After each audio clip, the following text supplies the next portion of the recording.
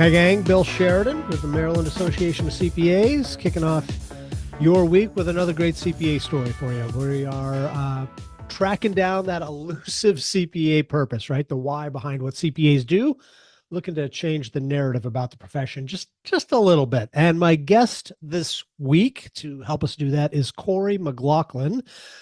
Corey is the Chief Operating Officer with Cohen and Company. He's based in Baltimore. And man, talk about a great example of the diversity that an accounting career offers. Over the course of his career, he's done learning and development, human resources, business development, marketing.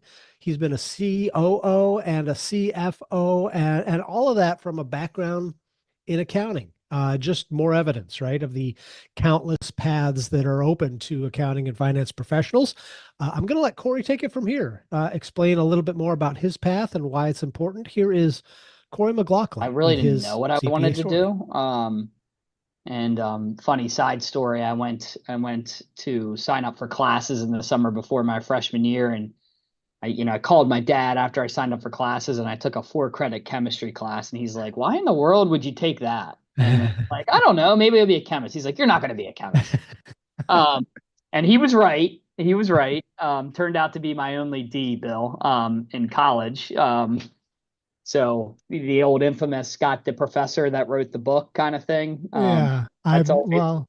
always a tough one. My dad was a chemistry teacher in high school, and I think I just was a continuous disappointment to him in the way that I performed in the classroom. So yeah, I'm right there with you. So anyway, I was like, well, what about business? And I thought about doing finance. And so I was kind of interested in that. And then I started taking accounting one at Towson, and like everybody around me was failing. And I was doing well. And it seemed to make sense to me. And so, that's kind of how I embarked upon it. That wasn't until first semester of my sophomore year. So I had a lot of catch up to do to get the courses sequenced. So I had to take, some summer courses. I had to take some winter courses, but ultimately was able to catch up. But my decision kind of was that shallow. Well, like, oh, this is making sense to me. I also like the fact that felt like I could go from accounting to finance Hmm. if I wanted to, but you can't go the other way.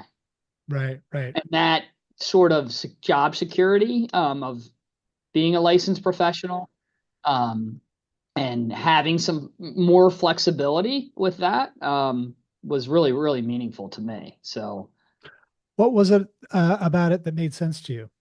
Like what clicked for you? I don't know. It just sort of the debit credit, like, you know, stuff made sense to me. It just logically, like the logic of it all made sense to me. And I also really like the way you can kind of understand business through, looking at a set of financial statements and where things stand. And um, I just kind of really enjoyed that aspect of it. And I felt like if you want to be involved and run a business, like having accounting as a basis is a really strong foundation to be able to move almost anywhere in business. And so that to me was incredibly attractive. That's a really good point. So tell me a little bit about this winding road of yours.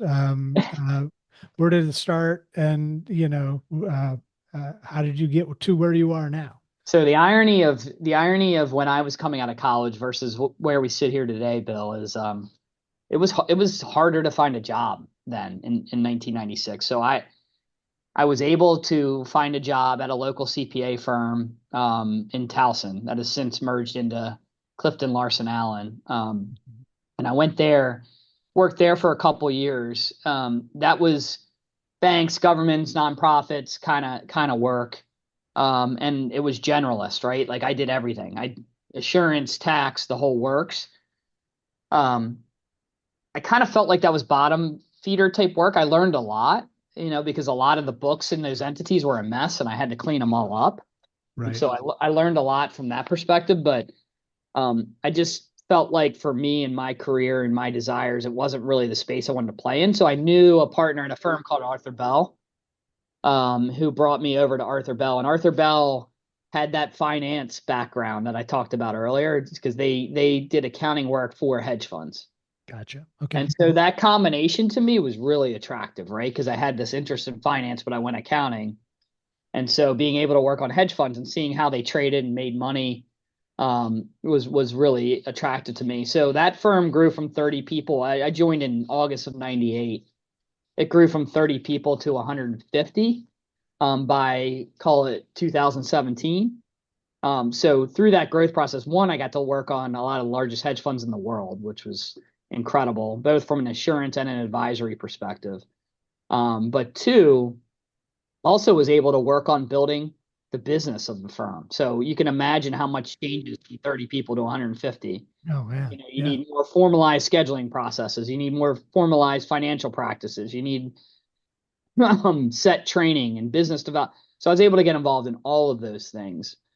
And then I was also able to get involved with, how do you take on new partners, and, what do buyouts look like with it? So I was very involved with the practice management side too, and ultimately took over as managing partner for Art in 2016.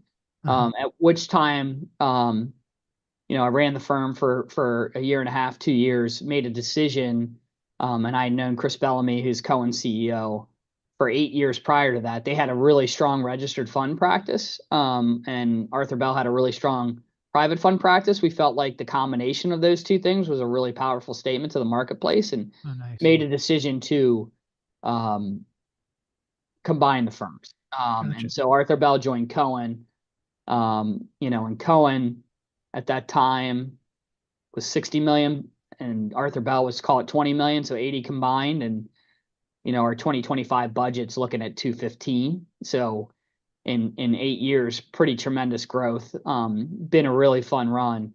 But in my time at Cohen, I started as co-president of investment industry practice with Chris. Also was a board member. Evolved into sort of leading up the owner advancement process, the partner compensation process. We had a CEO transition, which Chris ultimately took over as CEO from Randy Meyerhoff, who was CEO for 30 years or so. And I took over as partner in charge of people and culture Uh-huh. at that time. Also during my time at Cohen, I served as vertical leader of the tech and life sciences practice, as well as the alternative investment practice. And then served as partner in charge of people and culture. And Chris, in his tenure at CEO, decided that, he needed someone to really kind of help leverage him and deal with all the operational matters. And given my experience already in some of those key areas, with partner comp and owner advancement and, partner accountability and all these sort of things, like I just kind of, he tapped me and said, would you be willing to do this? And so now as COO, I'm covering finance, people and culture, tech, all the service lines. So assurance, tax advisory, as well as involved with Chris with legal and risk and other areas.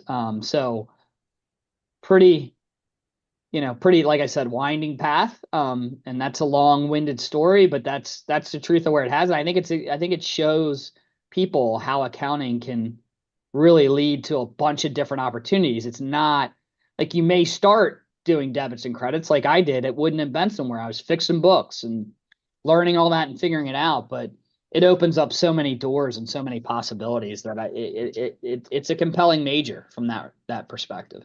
Yeah, that's that. I was just going to say that is a great example of what you just said about the way that this profession can branch off into almost anything that you want it to be. I mean, everybody that I've been talking to has a different story and a different path that they've taken, but it all started with that foundational, knowledge of accounting and finance, and I think it's a really cool profession from that standpoint. You start with something foundational, but from there, who knows where it's going to go? Yeah, I So mean, Bill, if you think about everything I just said, like I've played a learning and development person. I've played an HR person. I've played a business development person. I've played a marketing person. I've played COO, CFO. I mean, yeah, all coming from accounting. Um, What would you like looking back over your career thus far, Corey? I mean, what would you say is the purpose behind what you do? I mean, what do you accomplish by doing what you do on a day-to-day basis? Yeah, so my purpose sits probably in a place that people wouldn't naturally go to, particularly for accountants. But my purpose at this point in my career is really to create an organization that people are really, really, really proud of, Hmm. and creates incredible opportunity for people to experience the chances that I've been so fortunate to experience in my career. Like just being part of a good organization that cares about its people and really wants to grow, not just for the sake of growth, but for the sake of providing a great environment for people to grow and prosper and realize um, personal advancement is something that's really, really important to me and something that I'm really focused on day to day. And helping them achieve that is where the reward is.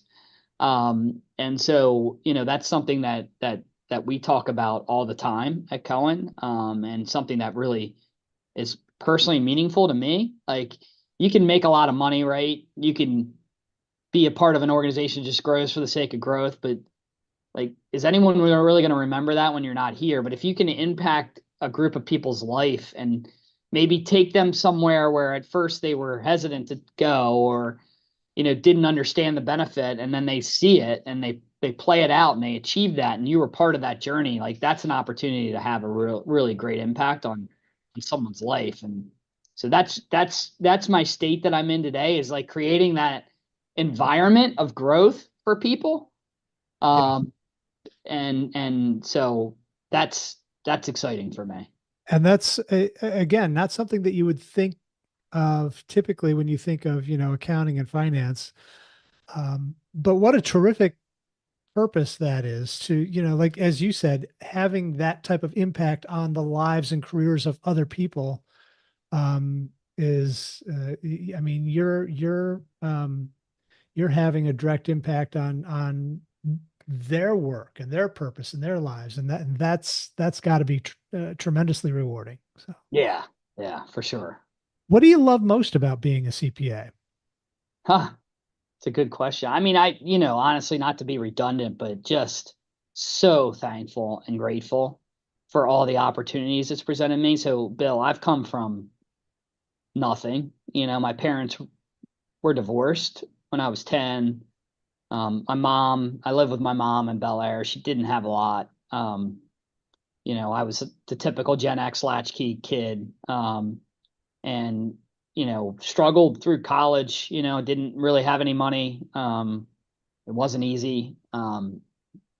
But like now, I where I'm at today, it's just nothing I would have ever imagined at my 21-year-old self. And I'm like, the opportunities it's created for my family, and the things that they're doing now that are directly correlated to the opportunities that being a CPA provided me is really, really special and meaningful. And I'm just so grateful for the opportunities that it has been. And look, it's not easy, right? Like, things are different now. When I was coming out, you sat for all four parts at one time, in the old Cow Palace and That's Millennium right. Fairgrounds. And I had to. I remember watching my friends sort of go out all the time, right? And I'm sitting at home, I'm working and I'm studying, but wouldn't give that up for the world. That sacrifice has paid me a millionfold over, and just incredibly grateful for those opportunities. So happy for you, and um, what a great story to know the impact that this profession can have on somebody like that. That's great. What would you? I mean, there's young folks out there like yourself back in the day, trying to figure out where they fit in and where they're going to go. Right now, I mean, if you were sitting down with one of them, what would you tell them about accounting?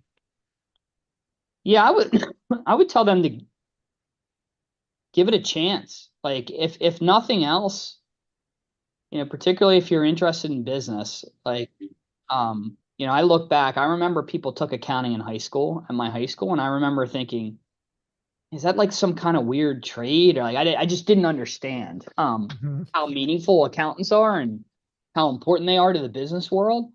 And, also just sort of the base level skills and how meaningful that can be in financial literacy and the basis of just living a life in a responsible manner, that creates, a great foundation for families and generations to come. And just take a course, give it a chance. Understand that all of the possibilities that can come out of accounting, and it's not just sitting there running a 10 key or staring at Excel spreadsheets. There's periods of time where that's part of it, but that opens up so many doors, that are meaningful, and you learn so much through accounting, that you can you can almost do anything in business from there. So give it a chance. Yeah. Great stuff there from Corey McLaughlin. So glad he could take time out of his busy schedule to be with us today. We want to hear from you too. So if you would head on over to macpa.org/y and share your story with us as we try to offer a little bit of inspiration to the next generation of accounting and finance professionals. We want to hear what your CPA purpose is as well. And thanks for being here. As always, we will be back again next week. More stories to share then. Until then, have a great week, everyone. We'll talk to you again soon. Take care.